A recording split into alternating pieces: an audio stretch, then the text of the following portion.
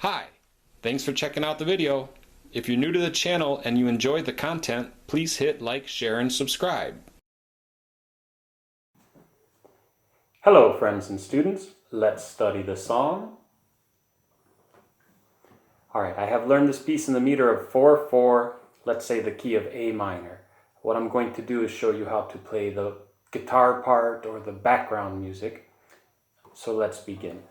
First we will learn using power chords. So those are the chords comprised of a root and a fifth. So if I grab the root A here on string 6 at fret 5, my first finger, that's the A. And then you put your third finger on the adjacent string, meaning the next string over. It always goes 2 frets higher in this way than wherever this finger was at. So if your first finger's at 5, your third finger will be at 7. You play these 2 voices. Sometimes you can flatten out the third finger and pick up the fret number 7 on the 4th string if you like. But I'm going to focus just on 2 strings at a time. So we'll call this A5 or an A power chord. Of course, A5 means A, B, C, D, E. The A is the root and the E is the fifth, thus the name A5. So we're going to play this A5. Now I'm using eighth notes and I'm going to put in a passing chord. So we would count 3, 4, 1 and 2 and 3 and 4 and. So on the end of beat 4, you move down to fret 3 and you play this G5 chord. Same chord, just at fret 3 on string 6. Now the root is G, so we'll call it G5. And I'm calling it a passing chord because it just passes between the A, and you make the quick G and you fall down to an F. And we're going to use that same function of a G passing chord moving out of the F. So they the passing chord occurs on the end of beat 4. So I like to count, and I will count out loud for you so you can see exactly where it goes. Okay, so let's try one time a little bit slower. 3, 4, 1, 2, 3 and 4 and 1 and 2 and 3 and 4 and. Okay, now if you are feeling confident, you can add another accent here, which I hear in the performance of this piece, which is just accenting or emphasizing the end of beat 2. So this time I'm going to use the passing chord and I will accent the end of beat 2. It gives it some more character, makes it a little bit more like the original. It's more interesting. If you play without the accents, it tends to sound kind of dry or flat, and we want it to have a nice curve to keep our listeners interested. So here I will try with the accent.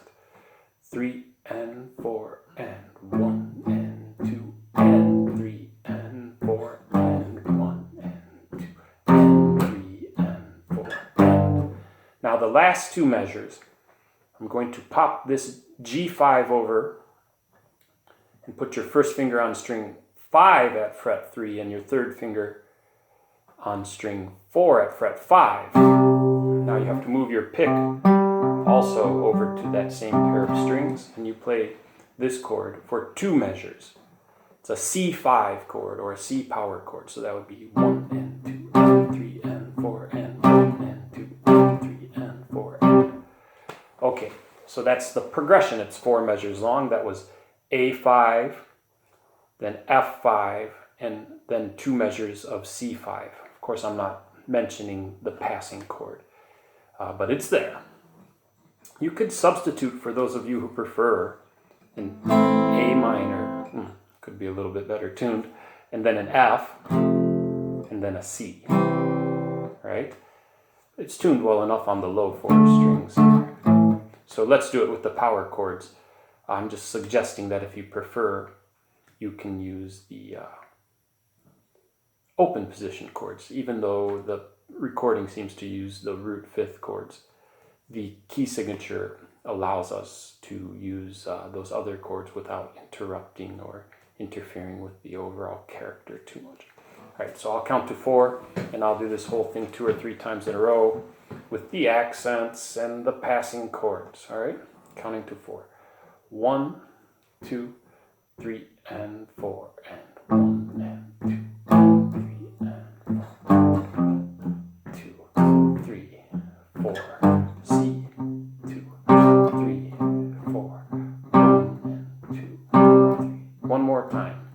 A, 2, and 3, and 4, G, F, and 3, and 4, G, C, accent 3, 1, and 2, 3, and 4. So that's how you can play this piece. If you have your friends singing, or you can sing well, you'll do really well with this way of performing the background music. Now, if you'd like to learn more of the song or review, you can find a sample of the sheet music on my Facebook page. And remember that this sheet music, I write it in standard notation usually. That way all instruments can have access to it, including your flute players and violinists, etc. Okay? So with these items, I hope you will have the tools to study well and have fun.